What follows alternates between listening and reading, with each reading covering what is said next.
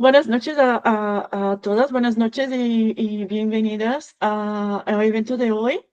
Quiero dar la bienvenida a todos que están aquí con nosotros, también bienvenida a Nadia Cavaleri que está hoy con nosotros. Y para aquellos que no nos conozcan, nosotros somos Fencoders Club, que es una comunidad hecha por mujeres desarrolladoras, para mujeres en el mundo tech. Y nuestro principal objetivo es romper la brecha de género digital y ser un referente que fomente la inclusión femenina en el mundo tecnológico, con nuestra misión principal de empoderar mujeres y lograr que cada una de nosotras pueda tener una carrera de éxito con igualdad de posibilidades. Y así, y mientras estamos ahí conectadas con nosotras. Y bueno, para sumarte a FinCoders Club, tenemos ahí en la imagen nuestro código QR y desde ahí puede tener acceso a nuestro LinkedIn y desde LinkedIn más informaciones de nosotros como nuestra página web y nuestro Instagram. Ahora doy paso a mi compañera Silvina para empezar la entrevista. Gracias, Isadora. Muy buenas noches. Bueno, hoy tenemos el privilegio de contar con Nadia Cavaleri, una referente en ingeniería de calidad y pruebas de software, con una trayectoria destacada tanto en el ámbito técnico como en el ámbito humano. Ha sido reconocida por Abstracta como una de las mujeres más influyentes en testing. También es reconocida por Globan como líder digital en Argentina y por ISTQB como finalista del Premio a la Excelencia de la Calidad. Además, se ha desempeñado como jueza sudamericana en la Copa Mundial de Testing de Software. Bueno, la verdad es un honor tenerla hoy con nosotras y poder conocer un poco cuál es su visión y sobre todo su experiencia y, bueno, su gran compromiso con lo que es la calidad del software. Bienvenida, Nadia. Bueno, muchas gracias por la invitación, por la presentación. Muy contenta de estar acá. Bueno, perfecto. Bueno, vamos a empezar una rueda de preguntas que realmente me interesa muchísimo saber cómo llegaste al mundo del testing. Bueno, fue medio por casualidad. Creo que antes la gente llegaba por casualidad, ahora que es más una elección porque se conoce más lo que es la carrera de testing, pero hace 20 años atrás no, ni se veía en la facultad ni nada. Entonces, yo estaba estudiando ingeniería en sistemas y había una pasantía para hacer. Me anoté en la pasantía y me tomaron como analista técnico. Estuve los primeros 2, 3 meses como analista técnico. La verdad es que yo no me sentía muy cómoda en ese rol, pero bueno, estaba conociendo el ambiente laboral, el mundo laboral, y de pronto en un proyecto de al lado, pero en la misma empresa, se va un tester y me ven como adecuada para el rol y me dicen, ¿te animás a hacer testing? Yo no sabía lo que era testing, me contaron lo que era testing y dije, bueno, dale, allá vamos, ¿no? Y así como medio por casualidad fue que llegué a testing. Qué bueno. Vale. Y dentro de lo que es el rol de QA, ¿no? ¿Qué es lo que te atrapó en este mundo? Yo soy una persona muy perfeccionista, es como que muy obsesiva también, entonces todo eso de encontrar los detalles, en principio me atrapó la parte de encontrar los errores, después entendí que era como mucho más amplio que eso, pero en principio fue eso, después tenía como facilidad para hacer eso, el feedback que recibía de mis compañeros, de mis líderes y demás también era bueno, entonces era, y después la satisfacción enorme que me daba el aporte que yo sentía que hacía, ¿no? Entonces era como la combinación perfecta, porque esto me gusta, me sale naturalmente, me felicitan por lo que hago y se convierte en mi trabajo, cierra por todos lados, digamos. Genial. Bueno, contanos qué desafíos tuviste al comenzar, porque tú hace tiempo que te dedicas a ello. Sí, bueno, justo el inicio ya fue un desafío porque cuando me dijeron se va un tester de ese proyecto y hay que cubrir ese lugar, ese tester era el tester senior del proyecto. Y yo ni siquiera sabía lo que era testing, entonces teníamos un gap así de grande que tenía que llenar. Entonces fue como, bueno, ponerme las pilas un montón para ver, digamos, empaparme del tema. Tenía 15 días de transición, de los cuales 12 el otro se iba de vacaciones, entonces era como todo muy apretado, muy muy apresurado y yo llegando recién ahí al mundo de sistemas, ese fue como uno de los grandes desafíos iniciales. Genial. Y en en estos comienzos, ¿te sentiste acompañada para poder ingresar al mundo tecnológico? Sí, a ver, en esta empresa particularmente había como mucho apoyo al desarrollo profesional, te daban el tiempo para que pudieras estudiar.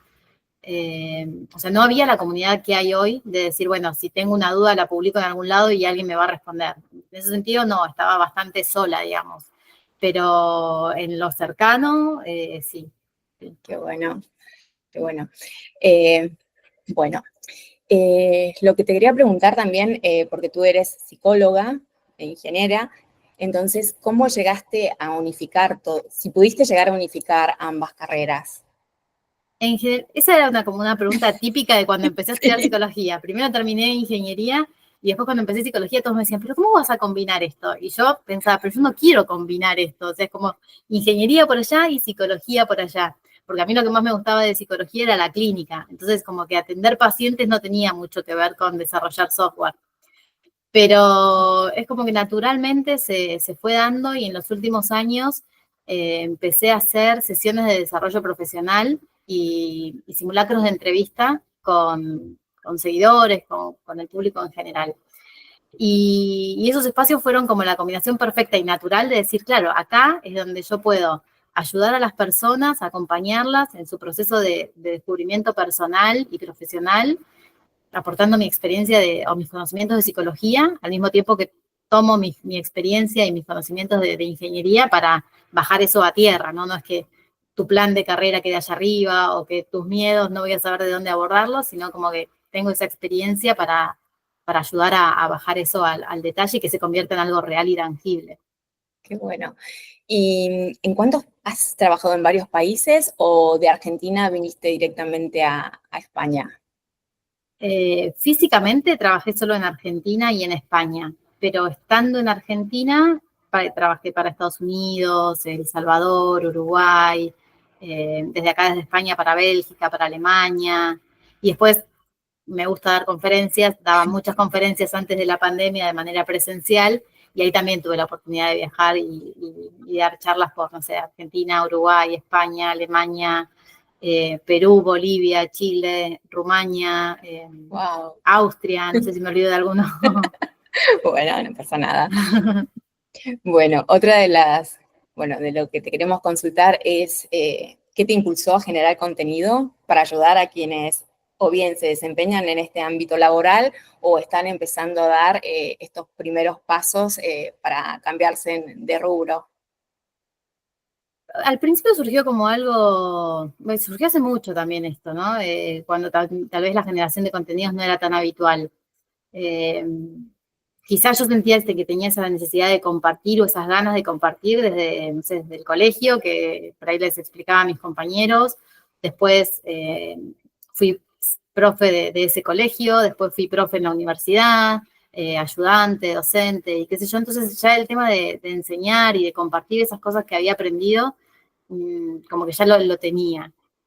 Incluso no era solamente de sistemas. Cuando estudié psicología me creé un blog de psicología y empecé a hablar de psicología también. Es como que eso de compartir y de que no me quede solo a mí. Ya lo llevas como sí, en tu alma. totalmente. Después era como, bueno, no puedo seguir con todo, vamos a recortar por algún lado. El blog de psicología quedó allá. Muy bien. Pero sí, bueno, particularmente es esto de ayudar a otros, de no quedarse con una solución que por ahí puede ser útil para otras personas. Empezó por ahí compartiendo algunos artículos, después dando charlas, conferencias, después romper la barrera de YouTube, que fue como, ¿qué hago? ¿Me animo a dar la cara? Yo antes escribía como en el anonimato o con mi nombre y apellido, pero nadie me veía hablando y nada, esa fue como una barrera de la timidez a romper. Pero bueno, creo que fue beneficioso para todos, para la gente que por ahí no encontraba tanto contenido en español, que era uno de mis objetivos también. Y bueno, para mí también me permitió aprender un montón de cosas. Sí, al final creo que todos cada día todas queremos ser un poquito mejor el día de mañana, entonces nos animamos a cosas que por ahí nunca nos imaginamos de hacer. Y bueno, me da curiosidad también saber qué herramientas o qué metodologías de trabajo son las que usas más seguido en tu día a día. Creo que no nos damos cuenta, pero usamos un montón de herramientas. Diría, como herramientas para qué, porque por ejemplo, herramientas para gestionar proyectos, en general, bueno, uso Jira, Scrum, como framework de trabajo Scrum, X-Ray como herramienta de testing. Después, para organizarme en el día a día, uso Notion, herramientas de productividad, no sé, metodología 5S, de que esté todo ordenadito, lo que no sirve que se vaya, que bueno, esa cuestión también obsesiva que me acompaña. Bueno, y después, no sé, herramientas para ejecutar pruebas, para capturar pantallas, para hacer videos para las evidencias de las pruebas, o para hacer videos para subir a mi canal de YouTube, o para hacer videos para los cursos. Ahora me doy cuenta, todo el tiempo estoy con herramientas. Sí, ocupamos muchas herramientas. Y Nadia, ¿qué parte del trabajo que vos haces es la que más te apasiona? Hoy en día la generación de contenidos es lo que más me divierte. Amo testing, pero no sé, le encontré como este gustito de juntar las dos cosas y transmitir contenidos de testing. Y después particularmente de testing, no sé, siempre me gustó aportar como esa perspectiva, no sé, estar en una reunión y decir, pero ¿qué pasa si sucede tal cosa? O dejar a todos en silencio, o que se están mirando y decir, nadie había pensado en esto, como y ese valor de impactar en el otro y hacerle preguntas que no se había hecho, ¿no? Qué bueno, sí. Bueno, también me gustaría saber cómo te manejás cuando no te da tiempo de probar todo. Básicamente todos los días, ¿no? Bueno, justo hay un video en mi canal de YouTube que habla un poco de cómo hacer cuando no nos da el tiempo para probar todo, pero resumidamente intentamos como priorizar, decir, bueno, ok, todo esto no vamos a poder probar. Entonces, veamos qué es lo más importante en términos del criterio que definamos, no sé, qué es lo que aporta más valor, qué es lo que usa más el cliente, qué es lo que hace que, no sé, no ingrese dinero, o sea, dependiendo del criterio, bueno, priorizar en función de eso. Y después también negociar los alcances, ok, tengo que terminar esto para hoy, pero ¿qué saco de todo mi backlog de cosas que tenía que hacer hoy, no? Es poder pararse, plantarse y definir esos alcances. Muy bien, sí. Priorizar sobre todo, ¿no? Difícil. Bueno, ahora me gustaría saber también, bueno, en base a tu experiencia que tenés en el mundo tecnológico, es cómo ves al día de hoy si es más fácil para las mujeres que intentan cambiar de rubro, poder ingresar al mundo tecnológico. Te hablo de un perfil mamá, 40 años, cambia completamente y quiere ingresar al mundo tecnológico. ¿Lo ves más factible al día de hoy, a años anteriores? Depende de cuántos años anteriores lo estemos mirando. Es factible porque, a ver, en sistemas en general no miramos mucho qué edad tiene la persona a la que estamos evaluando. O sea, es como, ¿sos apto o no sos apto? ¿Tenés lo que se requiere para el rol o no? A diferencia de otros rubros donde por ahí la edad cobra un poco más de relevancia. Entonces, en testing en particular y en sistemas en general, eso no se mira. Por lo que podría ser, en competencia con otros rubros, más fácil si te interesa y te gusta, ¿no? Porque también es como, tampoco las cosas son tan fáciles, o sea, tenés que tener facilidad, te tiene que gustar, tenés que estar enganchado con la tecnología y demás. Pero cuando decía depende de cuánto tiempo hacia atrás estemos mirando, es porque el mercado sufrió cierta crisis en los últimos años. Entonces, lo que al principio, o lo que hace quizá 8 años pintaban como espejitos de colores, que venía acá, que es muy fácil, que hay trabajo para todos, hoy ya la cosa no es tan así. Entonces, es el caso por caso, es ver qué sabe esa persona, qué tiempo tiene para dedicarle, qué está dispuesto a hacer. No es imposible, ayudo todo el tiempo a un montón de personas que están en esta situación, así que lo veo como factible, no es difícil. Pero bueno, sepamos que en este momento estamos como en una crisis de la que nos estamos levantando, me parece. Exacto. Bueno, una anécdota que memorable trabajando en testing que recuerdes que diga, esto es para contarla y compartirla? Eh, no fue particularmente de trabajar en testing, pero sí fue de esto de compartir contenidos. Yo al principio, cuando empecé a compartir, bueno, esto de que daba clases, después empecé a escribir artículos, fue como todo muy gradual. Y una vez que ya había escrito varios artículos, y yo digo, bueno, ¿cuál es el próximo paso? Voy a dar una conferencia. ¿Y dónde voy a dar una conferencia? Bueno, en Latinoamérica no había tantas conferencias, vi que había una conferencia en España, yo nunca había viajado a Europa. Digo, bueno, es una forma genial para irme a Europa sin pagar. O sea, me postulo a la conferencia, si quedo, listo, me pagan el viaje, el hotel, qué sé yo. Bueno, me postulé, quedé y a todo esto reentusiasmada, preparando el viaje 3 meses antes, qué sé yo. Y se me da por preguntar a 15 días antes si las slides estaba bien que las hiciera en español o en inglés. Me dicen, no, la conferencia es totalmente en inglés. Y yo me quedé, pero ¿cómo? ¿España? ¿Español? Y yo no hablaba inglés en ese momento, era como intermedio tirando para abajo. Entonces, la obsesión que me agarró en esos 15 días de decir, tengo que estudiarme esta charla prácticamente, no sé, practicarla 80.000 veces en casa y qué voy a hacer con las preguntas que me hagan en inglés y si las voy a entender o no, fue como un momento de crisis. Y hablando de los desafíos al principio, fue otro de los desafíos. Qué bueno. Bueno, ahora te voy a hacer una pregunta que nos hizo Diana, que es una compañera de la comunidad, y dice, ¿qué opinas del shift left testing? ¿Realmente funciona en práctica? Sí, o sea, es súper preventivo, digamos. Consiste en trasladar un montón de actividades de testing y de calidad hacia el principio del proyecto en lugar de hacerlas al final. Lo cual, lo de trasladar tampoco estoy tan segura, sino que tiene que ser como algo continuo, digamos, no es que vamos a sacar la parte del final por ponerla al principio, pero siempre tenemos que tener como más el mindset de decir, bueno, vamos a prevenir en lugar de curar. Entonces, está alineado un poco con eso. Bárbaro.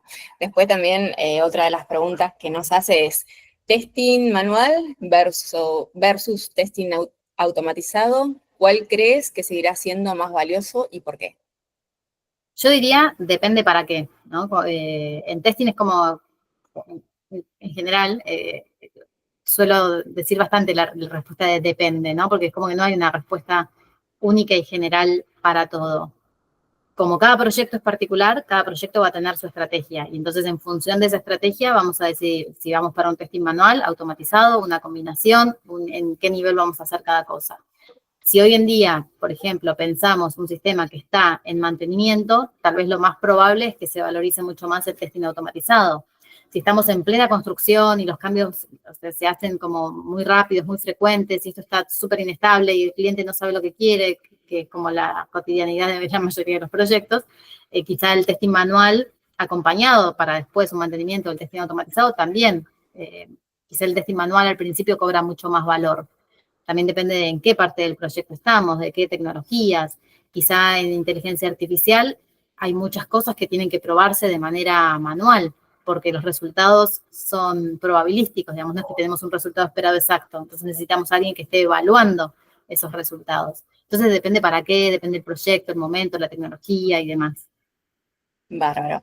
Bueno, ahora mi compañera Irina tenía una pregunta para hacerte, la cual yo no la encuentro, así que voy a molestar a Irina para que te la haga directamente. Irina o Lucía, cualquiera de las dos. ¿Chicas? ¡Ay, se fueron! No, yo estoy acá, pero la estoy buscando en LinkedIn porque no quiero salirme del tema. No quiero salirme del tema Me porque ya la pasa lo había dicho. mismo, es que mira que se la pregunté, mira que le pregunté. Bueno, en realidad, Lucía, lo que te quería consultar, que me acuerdo así un poco de memoria, es cuál es el paso a seguir cuando comenzás tu carrera de tester. Claro, el ¿Cuáles roadmap. serían, exacto?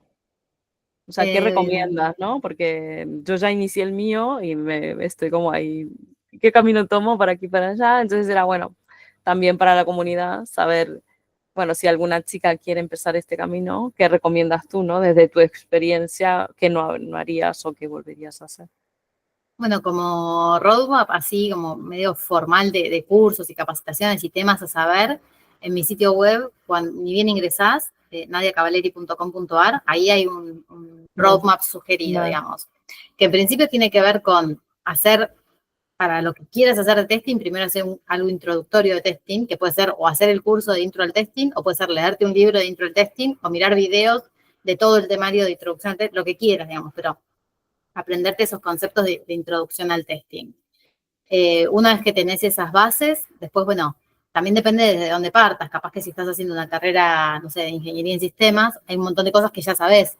Y capaz que si no, bueno, tal vez empezate con metodologías o frameworks ágiles, cuál es el rol del tester en ese mundo, prácticas como testing exploratorio. Si después tenés que formarte un poco más en lo técnico, entonces no descuidar también la rama de, no sé, SQL, API testing. Si después ves que te interesa, no sé, el mundo de la automatización, bueno, meterte con la parte de automatización, que probablemente vaya más por el lado de aprender algún lenguaje, la lógica de programación, ponerle a eso un lenguaje de programación, ver los frameworks tal vez más tradicionales como Selenium o más actuales como Playwright, Cypress y demás. Después es como elegir tu camino, ¿no? Entonces, eso lo trabajamos mucho en las sesiones de desarrollo profesional, decir, bueno, vos dónde estás parada y a partir de ahí construir tu próximo camino. Claro, claro. Sí, sí, bueno, mi segunda pregunta ya la has respondido, que era eso, ¿no? En cuanto a la automatización, bueno, ¿qué herramientas recomiendas? Ya lo has dicho, entonces, por mi parte, muchísimas gracias, Nadia. No, de Vale. nada. Ya voy yo que encontré las preguntas. Bien. Vale, para quienes venimos del mundo del desarrollo, ¿vale? En mi caso soy desarrolladora full stack, entonces queremos integrar buenas prácticas, ¿no? Digamos desde un inicio. Entonces, mi pregunta es, ¿qué hábitos o qué mindset o qué deberíamos adoptar desde un inicio para hacer la vida más fácil tanto al cliente como al QA, como a todo el mundo? Ay, qué hermosa pregunta. Qué tranquilamente. bueno que alguien de desarrollo tenga en cuenta estas cuestiones, porque en general no está este foco y es como o vas a testing o vas a desarrollo, pero Sí. un desarrollo con una mirada de testing o un testing que esté pensando en lo que pasa en desarrollo no es tan común. Respondiendo a tu pregunta, y ojalá que esto llegue a muchos desarrolladores, o sea, hay que adoptar una mentalidad de testing desde el inicio, ¿no? Es decir, yo estoy construyendo esto, pero ¿cómo va a probar el tester esto? O sea, ¿es testeable? ¿Existe ese atributo de testeabilidad? ¿Es posible probar esto? ¿Cómo hago para que sea más fácil para probar, para automatizar esto? Algo que no esté cambiando los IDs todo el tiempo. Después, desde desarrollo, quizá abordar un enfoque de TDD, ¿no? De pensar primero las pruebas y después escribir ese código. Y si creen que, bueno, implementar TDD tal vez o lo piensan como muy complicado o que no me van a dar el tiempo para eso, bueno, incluso así, desarrollar como vienen desarrollando, pero agregar pruebas unitarias aporta un montón. También pedir feedback sobre lo que hacen. O sea, a mí mis colegas desarrolladores me agradecen mucho cuando les digo, che, mira, acá necesito que la próxima vez me digas qué campos de la base de datos actualizaste, porque si no, ese ticket by vuelve un montón de veces. Entonces, pedir feedback sobre lo que uno está entregando, sobre lo que uno está haciendo, tener una visión global de todo el sistema. Eso en un proyecto del año pasado me pasó un montón. O sea, cada desarrollador sabía este pedacito que estaba haciendo. Ahora, ¿cómo impactaba esto en el resto? No tenía ni idea. Entonces, cada despliegue se rompía todo. Entonces, tener ese análisis de impacto al momento de construir y saber dónde impacta esto que yo estoy haciendo para evitar problemas en otros lados. Entonces, eso como un poco de... Y después, bueno, hacer las preguntas y tener esa visión que tiene el tester, ¿no? Hacer las preguntas que nadie había pensado, proponer mejoras, compartir buenas prácticas, compartir esto con el resto de los desarrolladores para crear una cultura de calidad entre todos. Genial. Bueno, Irina, ¿contestó tu pregunta? Sí, ¿no? Muchas gracias, de verdad. Aunque te había hecho más preguntas, una de ellas era cómo fue el primer bug, cuál fue el primer bug que te hizo perder la paciencia, ¿no? O sea, esta visión de tester, yo, por ejemplo, te hablo desde yo como desarrolladora, ¿no? Si yo me puedo preguntar cómo funciona eso o por qué funciona o qué debería hacer o cómo puedo ayudar. Pero claro, entiendo yo que como QA ya lo piensas de una manera como mucho más analítica, más crítica, quizás puede ser. Sí, ¿Cómo totalmente. desarrollas esta mentalidad? O sea, Es mucha práctica. En principio, a pesar de todo eso, porque es un error común de los que de los que recién empiezan en testing, es, bueno, pensar todo lo que puede fallar. Y es al revés, o sea, primero pensemos cómo tiene que funcionar esto, ¿no? Y una vez que vemos cómo tiene que funcionar esto y todo lo que vos decías, entender cómo se relaciona con el resto y qué sé yo, bueno, ahí sí empecemos a pensar, cómo podemos hacer para que esto falle? Quizá a alguien, no sé, en mi caso, que hace 20 años que hago esto, las ideas quizás se me ocurren como un poco más rápido, pero para los que recién están empezando también hay técnicas para que se te ocurran estas ideas. No somos magos, no lo sacamos de la galera, sino que hay técnicas que facilitan esto.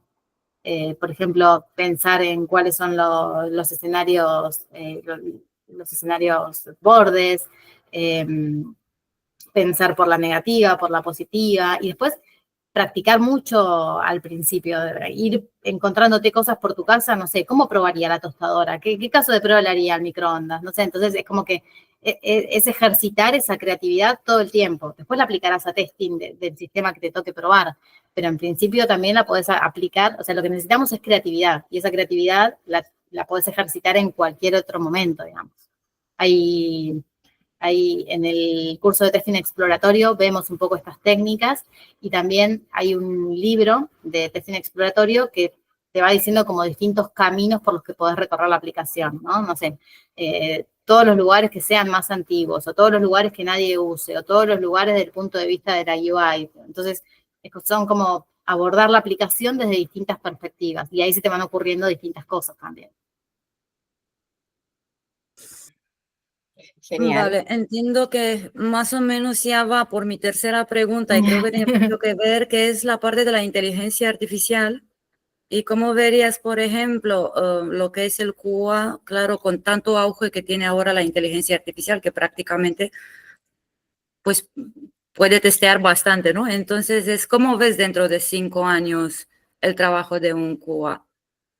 Yo veo como dos ramas, ¿no? O sea, por un lado, cómo vamos a usar nosotros como QA la inteligencia artificial para hacer mejor nuestro trabajo, ¿no? Para hacerlo más eficiente. Entonces, tenemos que meternos en este mundo como usuarios de la inteligencia artificial. Por otro lado, también veo que se está construyendo mucho sistema de inteligencia artificial y entonces tenemos que prepararnos para probar la inteligencia artificial, no como usuarios, sino como testers en este caso. Por eso creé el curso de introducción a las pruebas de sistemas de inteligencia artificial, para empezar a meternos en esto. ¿Qué va a implicar esto? Bueno, va a implicar que tengamos que interactuar con cosas con las que antes no interactuábamos, por ejemplo, los LLM, ¿no? Otro tipo de sistemas distintos y empezar a aprenderlos. En simultáneo, nosotros no somos los únicos que vamos a estar usando inteligencia artificial para hacer mejor nuestro trabajo. Los desarrolladores también van a estar usando copilots o lo que sea. Entonces, muchas veces lo que pasa es que tiran algún prompt, agarran el código, parece que anda bien, lo insertan y bueno, más o menos va, ¿no? Entonces, cuando vemos que más o menos no va, nos encontramos con que esto no era lo que esperábamos, ahí veo que también vamos a tener más trabajo como tester, porque hay un filtro que en el que el desarrollador está confiando, un sesgo, que después lo traslada y se empiezan a romper cosas nuevas, ¿no? Esto de dejarse llevar por el bytecoding y la vibración que te da el código que genera la inteligencia artificial, claro, pero esa vibración hay que agregarle el criterio, porque si la inteligencia artificial no conoce todo el sistema, entonces vos le podés pedir una partecita, pero claro, esa partecita tiene impacto en otros lugares, entonces puede ser que haya cosas que la inteligencia artificial en ese código que te dio no las haya contemplado. Entonces es como un mix, ¿no? Vamos a tener que empezar a aprender un poco de todo. Nos va a servir para hacer mejor nuestro trabajo. Vamos a tener también más trabajo y vamos a tener más desafíos también, porque por esto creo que algo mencioné recién de que los resultados muchas veces en inteligencia artificial no son exactos, son probabilísticos. Entonces yo le puedo tirar un prompt a ChatGPT y si capaz que me dice una cosa y el mismo prompt a otra persona le responde otra. Entonces no hay un único resultado esperado, hay más o menos un resultado esperado. Entonces, bueno, ahí tenemos testing manual y también un desafío para la automatización para que acepte en función de cierto rango de probabilidades una determinada respuesta. Genial. ¿Alguna otra duda, Irina?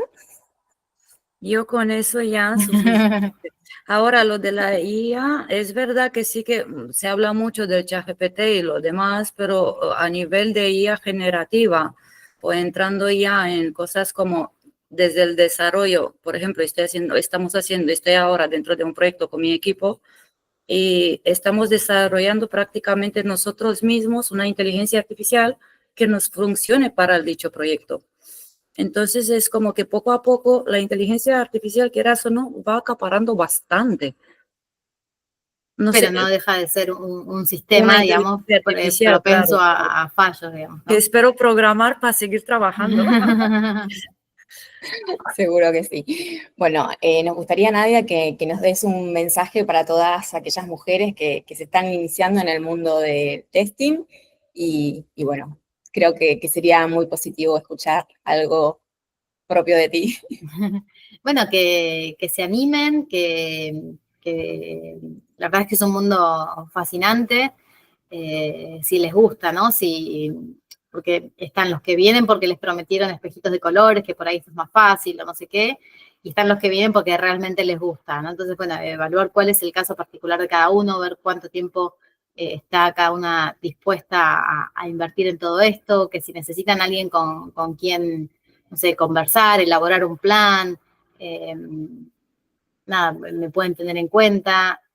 Hay mucho contenido mío gratuito en mi canal de YouTube, después están los cursos en Udemy y demás, pero digo, sí, como para empezar, pueden empezar a empaparse de esto en YouTube y ver si les gusta o no les gusta, para ver si después siguen invirtiendo su tiempo, dinero y demás en esta carrera o no. Hay oportunidades, al principio cuesta un poco más, entonces que no se detengan, que sean perseverantes en esto, en la búsqueda inicial. Después ya cuando uno está inserto en un trabajo, es más propenso a que llamen de otros lugares, pero bueno, como que al principio no bajen los brazos. Genial, muchas gracias. Bueno, alguno de tus... Vale, mira, justamente Eliana, te quiere hacer una pregunta. Adelante, Eliana. Perdón que voy de incógnito. Bueno, primero, Nadia, quiero agradecerte porque siento que, o sea, apoyé mucho ISTQB, mucho el sílabus, pero creo que gracias a tu curso pasé el ISTQB con muy, muy, muy buena nota, así que te agradezco de verdad que tus cursos de resolución de exámenes de Udemy pues fueron para mí un antes y un después y de verdad que te reconfiguran la forma de pensar y te hacen ver como, bueno, la gente de ISTQB piensa de esta manera, tenemos que pensar de esta manera, por más que no parezca muy lógico. Pero bueno, lo primero era eso, agradecerte. Y segundo, pues vengo como la antítesis de Irina, porque no porque no esté de acuerdo, estoy completamente de acuerdo. Es que yo soy una parte no técnica. Entonces entiendo que si dominas tanto automation como testing manual, lo mío por lo menos es más temas de gestión y UX UI. Pero entiendo que si dominas ambos, las puertas están más abiertas. Pero hay cabida para personas que sean QAs, manuales, funcionales, analistas funcionales y todo esto sin necesidad de automatizar. Porque por lo menos yo soy un poco negada en la parte técnica, así que tengo mis cursos de JavaScript y todo, pero me cuesta mucho la parte de automatización. Y claro, me estoy tratando de abrir camino en el tema de gestión. Ahora estoy haciendo un curso de Scrum Master con certificación y todo. Entonces quería saber qué piensas con respecto a esto de si, bueno, tienes que saber automatizar sí o sí para lograr ser alguien en la vida o simplemente también puedes ir por el camino que estoy cogiendo yo. Bueno, en principio, felicitaciones por haber aprobado el examen. No fue gracias a mi curso, fue gracias a tu dedicación. De verdad, saqué 92.5. Wow, Y re bien. que te lo debo a ti. A ti. Y sí, bueno, separarse un poquito para estudiar para las certificaciones, separarse un poquito de lo que uno sabe y hace en el día a día respecto de lo que dice ese sílabus que nosotros tendríamos que hacer. Así que también es poder cambiar esa mentalidad, al menos para ir y rendir el examen. Después uno en el día a día sigue trabajando de la misma manera. Y respecto del testing manual, a ver, aporta mucho saber por lo menos programar, ni siquiera automatizar pruebas para entender cómo es la lógica detrás de lo que estamos construyendo. No es imprescindible, sí es bueno que a pesar de que no te guste automatizar o programar, puedas meterte en partes técnicas que no tengan que ver con eso, como API testing o como SQL, porque eso sí me parece como más, digamos, una de las bases que sin eso va a ser difícil, digamos, seguir adelante. De automatización, bueno, uno podrá ir para otros caminos.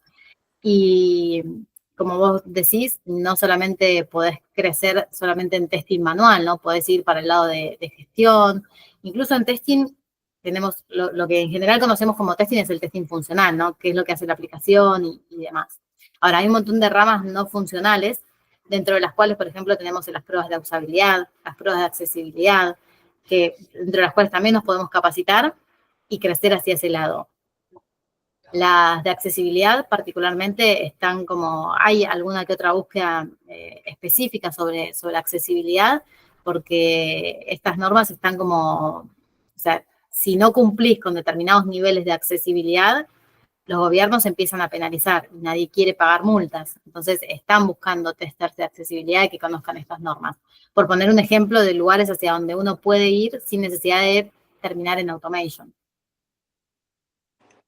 Sí, precisamente eso. Tengo nociones de cómo programar y sí, tengo mis cursos encima, pero claro, no sé cómo automatizar. Entonces eso responde a mi pregunta. Y justo precisamente estoy con el tema de Scrum Master por scrum.com, scrummanager.com. Y sí que también tengo pensado hacer un curso de SQL para ver qué se mueve por ahí también. Así que bueno, sí me queda respondida. Muchísimas gracias. Genial, gracias. Perfecto. Bueno, Nadia, me gustaría saber en qué canales te podemos seguir. Ya los has mencionado algunos, pero para quien no se le quedaron, cuéntanos dónde te podemos ver, dónde podemos seguirte. El más viejito es YouTube, que me encuentran como Nadia Cavaleri, donde ahí subo quizá videos como más explicativos, de decir, bueno, este tema significa tal cosa y empezamos a desarrollar una idea. Después en Instagram, en todos lados me encuentro con el mismo nombre, ¿no? Pero en Instagram por ahí son como videos más cortos o temas específicos, o más el detrás de escena, no sé, quizá un fin de semana les muestro las montañas y en el medio después hablamos de testing, como más un mix del front con el back. Después en LinkedIn siempre uno es más profesional ahí, así que hay contenidos como más profesionales. Y después están los cursos que los tienen tanto en Udemy Business, como en mi sitio. Está mi sitio nadiacavaleri.com.ar, donde ahí tienen todos los cursos, las sesiones de desarrollo profesional, los simulacros de las entrevistas laborales, la revisión de los CVs. Y bueno, y después tengo Twitter, Threads y Facebook, pero nada, los uso de compromiso nomás. Porque hay gente que sigue por ahí, pero la verdad es que mucho no los miro. Perfecto, Nadia. Muchísimas gracias. La verdad que ha sido un placer poder tenerte esta tarde y noche con nosotras. Y bueno, Lucía, ¿querías decir algo? Sí, no, bueno, desde la comunidad, desde Femcoders Club, estamos, bueno, encantadas de que hayas aceptado esta invitación. Queremos agradecerte con mucha, mucha emoción porque sabemos bueno, que esto es un regalo, ¿no? Es un momento para la comunidad muy valioso. Gracias por tu generosidad y la claridad con la cual has explicado todo. Escucharte para mí siempre es una experiencia poderosa porque invita a que sigas, ¿no? Invita a seguir formándote y a compartir eso que decías de compartir, ¿no? De tener la empatía de poder compartir aquello que tú sabes para que otros también sigan ese camino. Y bueno, nada, tu historia inspira y las anécdotas que has dicho, no sé, a mí me han encantado. Y bueno, muchísimas, muchísimas gracias, las palabras que has tenido y bueno, por mostrarnos la tecnología desde una perspectiva QA. Y bueno, nos quedamos con muchas ganas de seguir charlando, pero bueno, ya hemos llegado al final y esperamos que podamos volvernos a encontrar en algún momento. En redes vamos a seguirte, obviamente, siempre, porque bueno, eres una referente para la comunidad como QA, ¿no? Bueno, muchas gracias por tus palabras, por la invitación de todas. La gestión estuvo un placer pasé un lindo rato con ustedes, así que, bueno, nada, muchas gracias. Y nada, quedo a disposición para cuando quieran hacer cualquier cosa. Perfecto. Bueno, muchísimas gracias, Nadia. Gracias. Bueno, Muchísimas adiós. gracias, Nadia. Gracias. Chao. Chao.